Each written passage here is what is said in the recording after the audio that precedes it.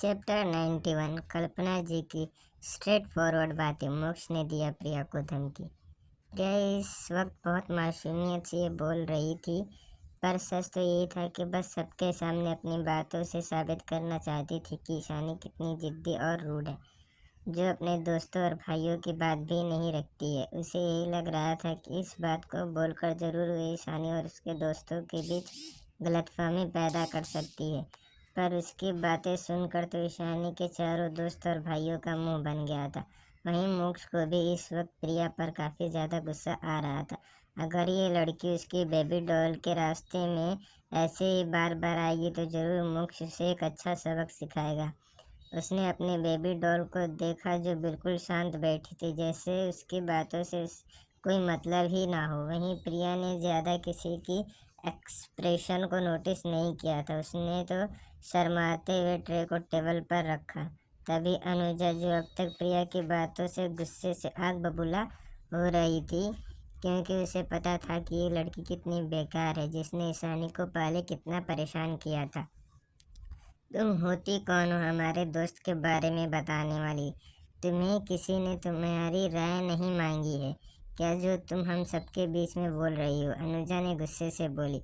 उसकी बातों से सहमत होते हुए नंदिनी बोली, और अगर मेरी ईशू जिद्दी है भी तो इससे तुम्हें क्या? उसके पास हम हैं, उसके चारों फैमिली हैं, जीजू हैं, जो उसकी हर जिद को पूरा करने की ताकत रखते हैं। वहीं उन दोनों की बात सुनकर प्रिया का मुंह तो पूरी तरह से काला पड़ गया। उसने सोचा नहीं था कि ये दोनों भी सबके सामने उसे इस तरह से बेइज्जती करेंगे। उसने तो सोचा था वे सबके सामने फिर से ईशानी को एक बुरी और जिद्दी लड़की बना देगी, जैसे उसने पहले भी किया था, और सबके सामने ईशानी को एक बुरी और झगड़ालू लड़की बना दिया था। क्या ये सब ईशानी के दोस्तों और प्यार में इतने पागल हैं, जो ईशानी के जिद्दीपना और रूड बिहेवियर से भी उन्हें कोई फर्क नहीं पड़ता? उसने ट्रे रखकर अपनी नज़रें ऊपर उठाकर सबकी तरफ देखा, जो उसकी तरफ डिस्गस्टिंग नज़रों से देख रहे थे, जैसे उसकी बातें सबको फालतू लगी हो। फिर उसने उम्मीद से मोक्ष की तरफ देखा कि शायद वे ईशानी के इस बिहेवियर की वजह से डिसअपॉइंटेड हो, पर मोक्ष तो उसकी तरफ देख भी नहीं रहा था। वो तो बस ईशानी को बड़े प्यार से देख रहा था, जिससे प्रिया को और भी बुरा लग रहा था। ये सारी बातें उसने सिर्फ ईशानी के दोस्तों और फैमिलीज की मन में ईशानी के लिए गलत इंप्रेशन डालने के लिए नहीं किया था। वे तो ये बातें मोक्ष को भी इनडायरेक्टली दिखाना चाहती थी कि ईशानी कितनी रूड और जिद्दी है, और इसके साथ वे खुद भी मोक्ष की नज़रों में एक समझदार और अच्छी लड़की साबित हो जाती। पर यहाँ ऐसा कुछ नहीं हुआ। मोक्ष तो उसकी तरफ देख भी नहीं रहा था।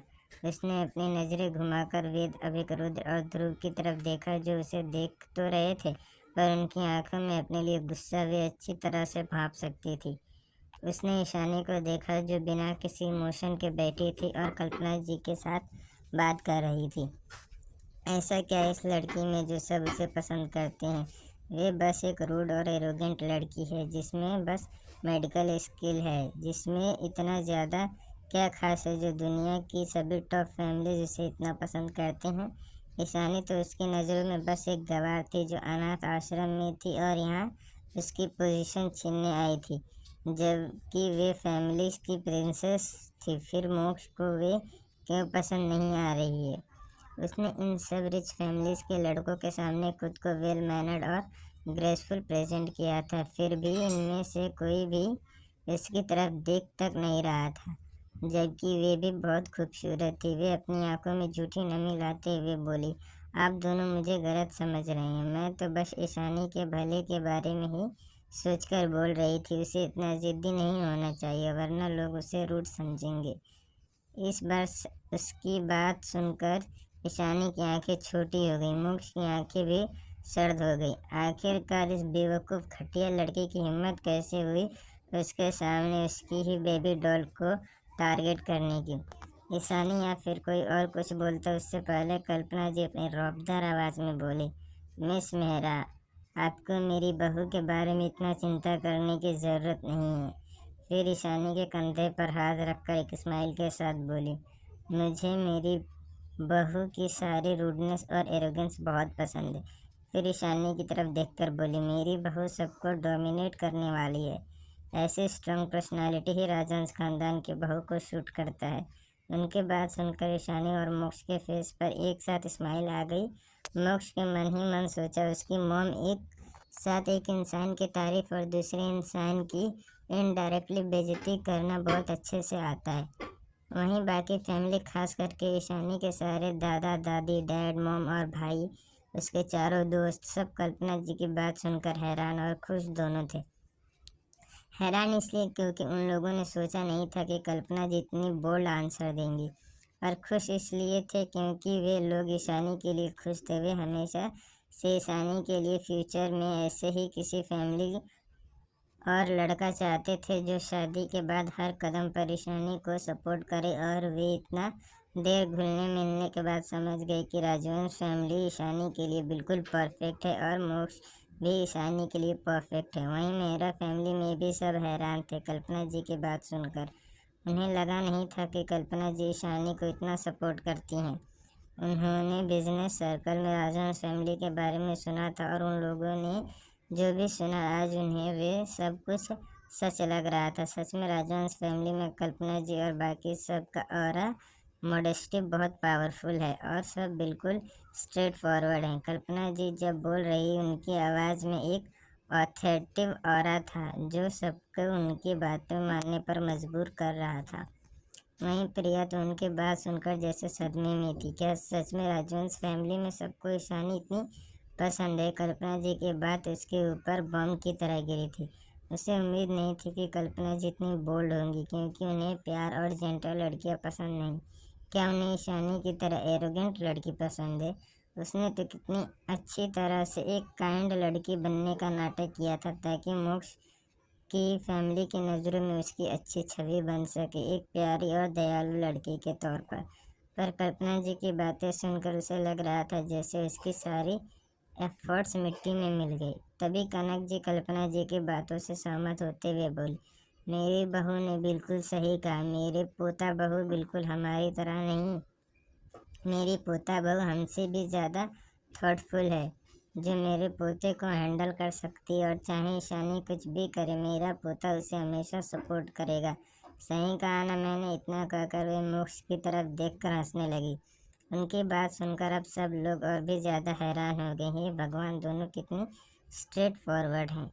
वहीं अपनी बातों में खुद को भी घसीटता देख मोक्ष अपनी आई रोल किया। उसकी मॉम और दादी माँ दोनों ही कभी उसकी बुराई करने से पीछे नहीं हटते। फिर वे ईशानी की तरफ देखकर उसकी हथेली को सहलाते हुए बोला, आपने बिल्कुल सही कहा दादी माँ। अगर मेरी डॉल किसी को मार डालेगी तो भी कोई फ़र्क नहीं पड़ता। मैं हमेशा उसके पीछे हूँ, उसे सपोर्ट करने के लिए। मेरा सिर्फ ईशानी, मेरी बेबी डॉल ही मायने रखती है। अगर फ्यूचर में किसी ने उसे हर्ट करने की या टारगेट करने की कोशिश की तो उस इंसान को मैं इस दुनिया से ही गायब करवा दूंगा। ईशानी जो इस वक्त मोक्ष को देख रही थी, उसके चेहरे पर एक प्यारी सी स्माइल आ गई। वह समझ गई कि उसकी हबी ये सब उस प्रिया को टारगेट कर के कह रहा है। देखा जाए तो इस वक्त मोक्ष प्रिया की तरफ बिना देखे ही उसे इनडायरेक्टली धमकी दे रहा था कि वे फ्यूचर में कभी उसकी बेबी डॉल को हर्ट करने के बारे में सोचे भी ना। इस वक्त ईशानी को मोक्ष पर बहुत ज़्यादा प्यार आ रहा था। मोक्ष ने जिस हाथ से ईशानी की हथेली को सहला रहा था, ईशानी ने उसके हाथ को पकड़ लिया और दोनों हाथों को क्रॉस करके लिया। वहीं मोक्ष ईशानी के पकड़े को अपने हाथों पर महसूस कर खुद खुश हो गया। अगर यहाँ कोई नहीं होता तो अब तक ईशानी मोक्ष को किस कर रही होती। मोक्ष ये बात सुनकर राजवंश फैमिली को कोई फ़र्क नहीं पड़ा, उल्टा वे तो खुश थे। नव्या और दक्ष तो एडमिरेशन से अपने भाई भाभी को देख रहे थे। बाकी फैमिली भी थोड़ा शौक थे पर खुश थे कि मोक्ष ईशानी को हर वक्त प्रोटेक्ट कर सकता है। सुकेत जी, आरती जी और समीर, दर्शित, रिहान और रेहान बहुत ज़्यादा हैरान थे। उन्हें सिर्फ आज तक मोक्ष राजवंश की क्रूएलिटी के बारे में सुना था, जो नाम पूरे बिजनेस वर्ल्ड में दहशत फैला सकता था।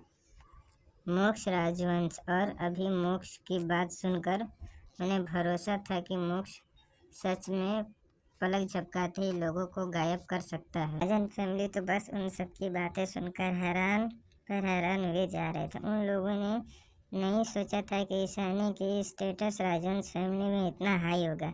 वे लोग तो ईशानी को प्रिंसेस की तरह ट्रीट कर रहे थे। अब उन्हें रियलाइज हो रहा था कि उनके सपने कभी पूरे नहीं होने वाले। अगर राजवंश फैमिली की किसी के सामने भी राहुल ने ईशानी को इम्प्रेस करने की कोशिश किया तो मोक्ष राजवंश उनकी पूरी फैमिली को बर्बाद कर देगा। उन चारों को काफ़ी रिग्रेट फील हो रहा था कि क्यों उन लोगों ने पहले ईशानी को नहीं चुना। अगर वे लोग पहले ईशानी को प्रिया के बदले चुनते तो शायद आज सब कुछ अलग होता। राहुल ईशानी की चोरी छुपे देख रहा था। जितना वे ईशानी को देख रहा था उतना ही उसे प्रिया को चुनने पर रिग्रेट फील हो रहा था। ईशानी की नोबल और पावरफुल पर्सनालिटी, उसकी खूबसूरती, मेडिकल स्किल और बड़े बड़े फैमिलीज में इन्फ्लुएंस, इनमें से एक भी रीज़न ईशानी को प्रिया के ओवर शैडो करने के लिए काफ़ी थी। फिर उसने प्रिया को देखा तो उसे एहसास हुआ कि प्रिया में कुछ भी खास नहीं है। वे खूबसूरत में ईशानी को मात दे सकती है और ना ही स्किल और इन्फ्लुएंस में। उसे इस वक्त प्रिया पर बस एक एवरेज लड़की लग रही थी। प्रिया तो उनकी बातों सुनकर हैरान थी। उसे एहसास हो रहा था कि ये लोग उसकी बातों में नहीं आएंगे, उसे कुछ और अच्छे प्लान बनाने होंगे। पर मोक्ष की बातें सुनकर तो मानो वे जम सी गई। उसे मोक्ष कोल्ड टोन में और सफोकेटिव ऑरा से बहुत डर लग रहा था। इसका मतलब क्या है? अगर वे ईशानी को परेशान करेगी तो मोक्ष उसे मार डालेगा। उसने मन ही मन सोचा और डर से अपने थूक गटक लिया। चाहे उसे कितना भी डर क्यों ना लगे, पर वे ऐसे अचानक एक अच्छी दयालु लड़की की छवि को चेंज तो नहीं करने वाली थी। इस वक्त डर के मारे पैनिक करके इसीलिए उसने ऐसे नाटक किया जैसे कल्पना जी और कनक जी और मोक्ष की बातों को समझ गई हो। फिर अपने चेहरे पर एक फोर्सफुली एक प्यारी सी मुस्कुराहट लिए उनकी तरफ देखकर बोली, मैं समझ गई। फिर ईशानी की तरफ देखकर अपने गुस्से और डर को काबू करके चेहरे पर झूठी स्माइल लाते हुए बोली, सॉरी ईशानी, अगर मेरी बातों से तुम्हें बुरा लगा हो तो मैं आगे से बोलने से पहले ध्यान रखूंगी। ईशानी उसकी आंखों में देखकर समझ गई कि प्रिया अपनी डर और गुस्से को छुपाने की कोशिश कर रही है, जिसे देखकर ईशानी को मन ही मन प्रिया पर हंसी आ रही थी। सच में प्रिया उसे किसी जोकर से कम नहीं लग रही थी। उसे पता था कैसे वे पिछले जन्म में इसकी चाल को समझ नहीं पाई। जब प्रिया ने देखा कि ईशानी उसकी बातों पर भी कोई रिएक्ट नहीं कर रही है तो उसे काफ़ी इंसल्टिंग फील हुआ। फिर भी वे मुस्कुराते हुए सर्वेंट के साथ मिलकर जूस और कोल्ड ड्रिंक सर्व करने लगी। पर वहाँ बैठे ज़्यादातर लोगों ने प्रिया के हाथ से जूस लेने से मना किया। इसीलिए ईशानी के दोस्तों ने बहाने करके मना कर दिया कि वे लोग इस लड़के के हाथ से पानी भी नहीं पिए तो जूस क्यों पियेंगे। प्रिया को भी उनके ना लेने से ज़्यादा फर्क नहीं पड़ा। वे तो शर्माते हुए कोल्ड ड्रिंक लेकर वेद और रुद्र के सामने गई। इस वक्त वे जितना हो सके मासूम बनने का नाटक कर रही थी। अभी के लिए इतना दोस्तों, मिलते हैं नेक्स्ट चैप्टर में।